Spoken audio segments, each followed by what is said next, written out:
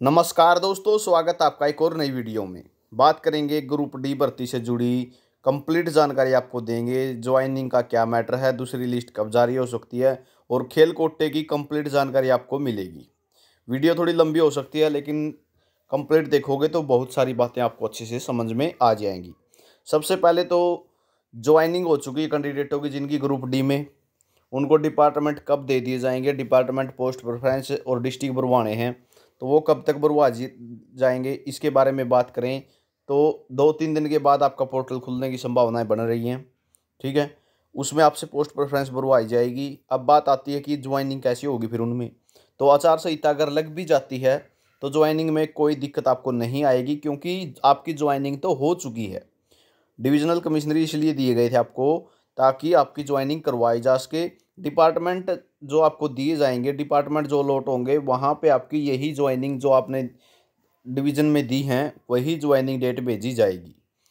Post preference आपसे भरवा ली जाएगी, डिपार्टमेंट आपको मिल जाएंगे, डिस्ट्रिक्ट आपसे भरवा ली जाएगी, उस हिसाब से डिपार्टमेंट आपको मिलेंगे और पोस्ट आपको दे दी जाएंगी। इसमें ग्रुप डी की भर्ती में कोई भी किसी भी प्रकार की कोई दिक्कत अब नहीं आएगी, क्योंकि ज्वाइनिंग रिपोर्ट इन्होंने पहले ही ले ली है।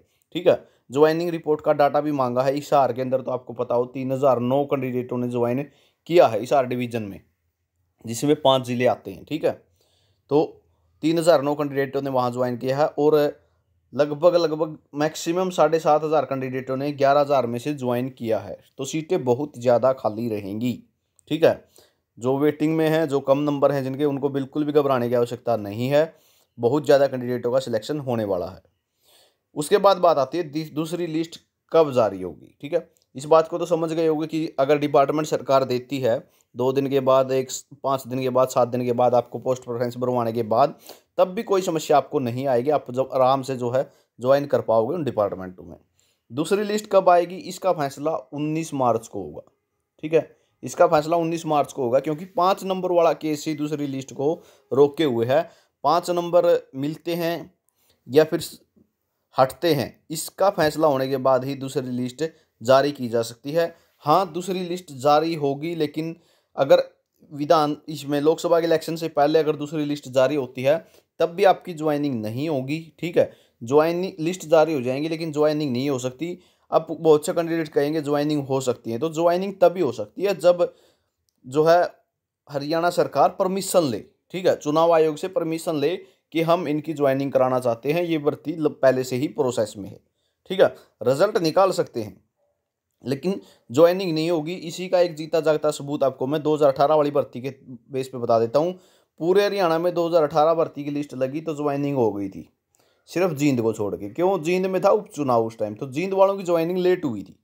ठीक है, आचार संहिता थी, सभी की ज्वाइनिंग करा दी, लेकिन जींद में उपचुनाव था, इस कारण से जींद में आचार संहिता लगी हुई थी। तो जींद वालों की ज्वाइनिंग फरवरी में हुई थी, बाकी की जो ज्वाइनिंग जनवरी के अंदर ही हो गई थी, 27-28 तारीख के लगभग। लेकिन जींद वालों की ज्वाइनिंग जो है 3 फरवरी के बाद ही, 2 फरवरी के बाद ही हुई थी। ठीक है, लेकिन वो डिपेंड करता है हरियाणा सरकार पे कि वो परमिशन लेते हैं या नहीं लेते हैं, तब उनकी ज्वाइनिंग का मैटर रहता है। ठीक है, इन दो बातों को समझ गए होंगे। तो दूसरी लिस्ट जो है 5 नंबर पर ही डिपेंड करेगी कि 5 नंबर हटेंगे या नहीं हटेंगे। अगर 5 नंबर हटते हैं तो 95 में से और भी लिस्ट तैयार होकर रिजल्ट निकाला जाएगा। लेकिन अगर नहीं हटते हैं तो जो 100 में से कवर कर रहे हैं कट ऑफ को, वो उठा लिए जाएंगे। बाकी इस ग्रुप डी भर्ती में बहुत ज़्यादा कैंडिडेटों का सिलेक्शन होना है, क्योंकि 11,000 में से लगभग 7,500 भी नहीं आए हैं कैंडिडेट। ठीक है, यहाँ पर 3,500 सीटें तो अब भी जो खाली जाएंगी सीधी सीधी, जो इस लिस्ट में से जिन्होंने ज्वाइन ही नहीं किया। ठीक है, तो अब बात आती है खेल कोटे की। खेल कोटे की भी A to Z बात करेंगे। तो खेल कोटे के बारे में बताऊं, सबसे पहले तो 2023 की जो लिस्ट लगी है, ठीक है, 2023 की जो लिस्ट लगी है उसमें कट ऑफ आपने देख ली होगी, जैसे आपने चैनल पर बताया था ऐसे ही गई है। ठीक है, जर्नल की 44 पे है। ठीक है, BCA BCB की 38-39 पे, एक की 38 पे, एक पे 39 पे, SC की भी 38 पे है और EWS की 51 पे गई है। EWS में ज़्यादा कैंडिडेट थे, उन्होंने करेक्शन के दौरान अपना डाटा ज़्यादा अपलोड कर दिया, EWS सर्टिफिकेट ज़्यादा अपलोड कर दिए।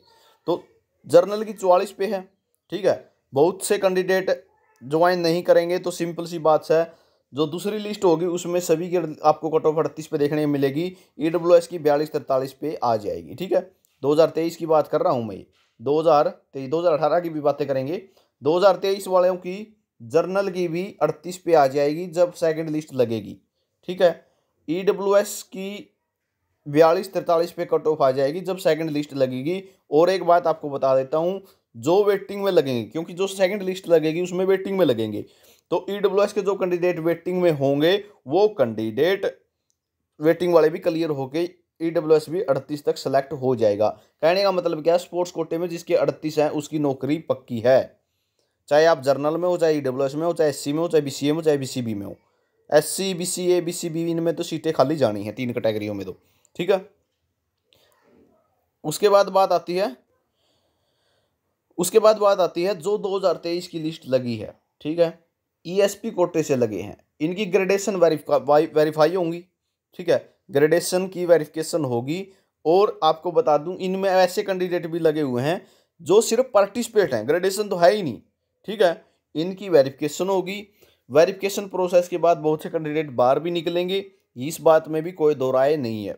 ठीक है, आपको सभी जो ईएसपी कोटे से हैं उनको अच्छे से पता होगा कौन कौन से कैंडिडेट किस तरीके से लगे हुए हैं। बहुत से कैंडिडेटों के मेरे पास पर्सनली फ़ोन भी आते, सर हमारा तो सिर्फ पार्टिसिपेट है, ईएसपी में सेलेक्ट कर दिए, तो ज्वाइन तो बेशक कर ले वो, लेकिन बाद में उनको हटा दिया जाएगा क्योंकि ग्रेडेशन नहीं है, तो भाई उनको रखेंगे कैसे, सिंपल बात है।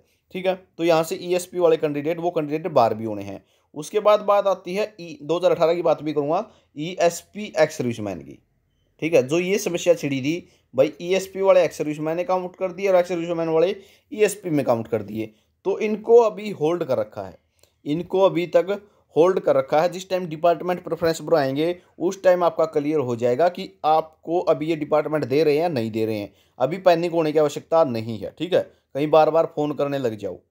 ठीक है, और जो भी आप मैसेज करते हो तो व्हाट्सएप की बजाय आप नीचे लिंक है डिस्क्रिप्शन में, इंस्टाग्राम अकाउंट है मेरा, उस पर फॉलो करके वहाँ पे मैसेज कर लिया करो। मैं वहाँ पे टाइम लगती ही सभी का रिप्लाई कर देता हूँ।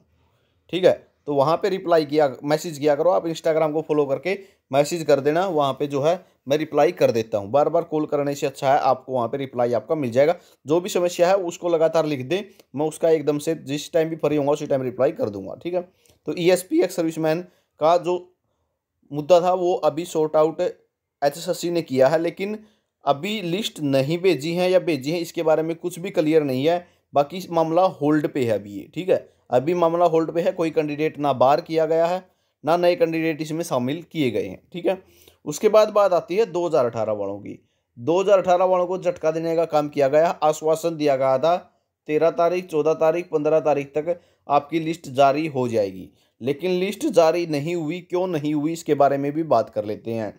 तो 372 के लगभग आपकी सीटें हैं, 372 कह सकते हो, 374 कह सकते हो, 342 कह सकते हो, जो भी डाटा आप समझ के चलो। तो इतनी सीटें हैं आपकी, लेकिन जब कैंडिडेटों को उठाया जाता है तो बहुत से कैंडिडेट जो 27, 28 या इससे नीचे नंबर ले रखे हैं वो कैंडिडेट रह जाते हैं। ठीक है, क्यों, ऊपर वाले कैंडिडेट जब सेलेक्ट होंगे, जो 36 वाले हैं वही कैंडिडेट जो हैं, ऊपर वाले बहुत से कैंडिडेट जो है 2023 वाली में सेलेक्ट हो चुके हैं। ठीक है, 2023 वाली में सेलेक्ट हो चुके हैं। तो सरकार चाहती है कि जो ईएसपी का मामला है, खेल कोटे का जो मामला है, या 2018 वाली भर्ती का जो मामला है, जो दूसरी लिस्ट लगेगी और जो पहली लिस्ट लग चुकी है स्पोर्ट्स की, उन सभी को क्लियर करने के बाद जितनी भी सीटें बचती हैं, ठीक है, चाहे वो 400 बचो, चाहे वो 500 बचो या 600 बचो, और 600 क्या बचो, सीटें इतनी बचेंगी कि 2018 वाले 604 कैंडिडेट जो हैं, अगर उनको सभी को भी फिट वहाँ पे कर दिया जाए तब भी सीटें खाली रहेंगी। इतनी सीटें बचती हैं 2018 वाली को और 2023 वाली को मिला के टोटल करने के बाद। ठीक है, 2023 वालों को टोटल ज्वाइनिंग कराने के बाद तब भी 2018 वालों के लिए इतनी सीटें बचती हैं। तो सरकार यही चाह रही है कि 2018 वालों की लिस्ट तो हम जारी करें, लेकिन कब जारी करें, जब 2023 वाले का मामला क्लियर हो जाए कि हमने स्पोर्ट्स कोटे वालों को इतनी सीटें थी, इतनी दे दी हैं, इतने ही कैंडिडेट एलिजिबल थे, क्योंकि 38 नंबर वाला ही एलिजिबल है, इसमें 38 से नीचे वाला तो एलिजिबल ही नहीं है। ठीक है, तो जितनी जो 2018 से जो 2023 में चला जाएगा, 2018 वाला कैंडिडेट जो 2023 वाली में लग जाएगा, उसको 2018 में शामिल करने की आवश्यकता भी नहीं रहेगी दोबारा से। तो इसी कारण से जो है सरकार की तरफ से टाइम लगाया जा रहा है, एचएसएससी की तरफ से भी टाइम लगाया जा रहा है, क्योंकि एचएसएससी में आपका मामला पहुंच चुका है। आप अच्छे से समझते भी होंगे, जो 2018 वाली भर्ती से जुड़े हुए हैं वो समझते भी होंगे 2018 वाला मामला HSSC में है, सिर्फ लिस्ट लगनी बाकी है, कोई भी काम पेंडिंग नहीं है आपका। ठीक है, सिर्फ यही मामला है कि सीटें आपको ज़्यादा से ज़्यादा मिलें। ऐसा ना हो कि 27-28 वाला कैंडिडेट, ठीक है, OSD वाली बातें हैं कि अगर ओरिजिनल कैंडिडेट रहता है तो गलत है। ठीक है, तो सरकार चाहती है कि सभी कैंडिडेट लगे, चाहे उसके 10 नंबर क्यों ना हो ESP 2018 में। तो इस कारण से जो है, जो 2023 वाली लिस्ट है उसको कंप्लीट करने की सरकार कोशिश कर रही है। खेल विभाग भी यही चाहता है कि जितने भी कैंडिडेट 2023 में जो एलिजिबल हैं 38 नंबर के साथ और उनकी ग्रेडेशन है वो लग जाए, उसके बाद जितनी सीटें बचेंगी खेल कोटे की तो वो 2018 वालों को दे के उनको क्लियर कर दिया जाएगा। तो ये जानकारी आपके लिए रहेगी। हालांकि 2018 वाले देखो इस मामले में परेशान होंगे, क्योंकि टाइम आगे के आगे एक्सटेंड हो रहा है। मैं भी इसको बात को अच्छे से समझता हूँ, 3-4 साल हो चुके हैं लगातार इसी तरीके से आश्वासन देने के बाद भी आगे टाइम एक्सटेंड हो रहा है। लेकिन अगर आपको अभी 342 सीटों पे लगा दिया गया तो 30 नंबर तक भी लिस्ट नहीं आएगी। बाद में आप लिस्ट एक बार लग गई तो बाद में पछतावा करने से कुछ नहीं होगा। ठीक है, बाद में पश्चाताप करने के अलावा कुछ नहीं बचेगा। 30 नंबर वाले का भी सिलेक्शन नहीं होगा अगर 342 पे लगा दी तो। ठीक है, जो बार बार कहते हैं ना कि लिस्ट लग जानी चाहिए, तो 342 अगर सीटें भरोगे तो 30 नंबर वाले का भी सिलेक्शन नहीं होगा। बाद में आप ये कहोगे कि इससे अच्छा तो थोड़ा और इंतजार हो जाता।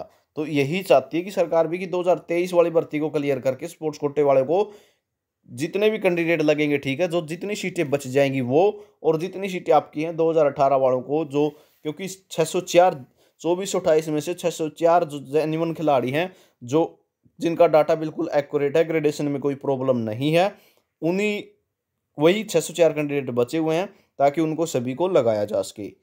और 2023 में आपको पता ही है 38 नंबर जरूरी थे, तो 38 नंबर से ऊपर वाले बहुत कम ही कैंडिडेट ऐसे हैं जो ग्रेडेशन के साथ जो है बिल्कुल एक्यूरेट हैं। तो यहाँ से सीटें काफ़ी खाली जाएंगी। मैं आपको पहले भी बता चुका हूँ, कट ऑफ बताई थी मैंने, वो आपने देखी होगी, कट ऑफ बिल्कुल एक्यूरेट रही थी।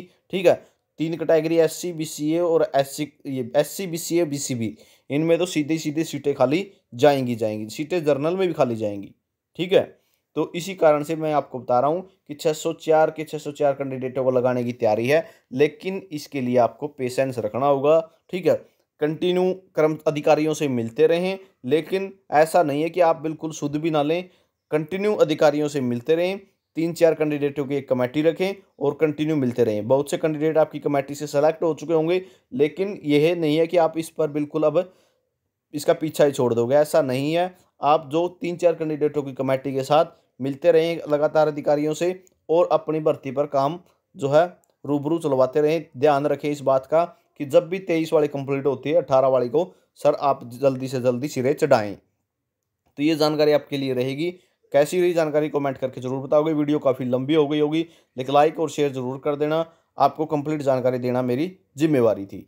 इसी के साथ वीडियो आपने देखा, बहुत बहुत धन्यवाद। टेलीग्राम ग्रुप, व्हाट्सएप ग्रुप से जुड़ सकते हो, इंस्टाग्राम पे फॉलो करके मेरे को मैसेज कर सकते हो अगर कुछ भी पूछना है तो।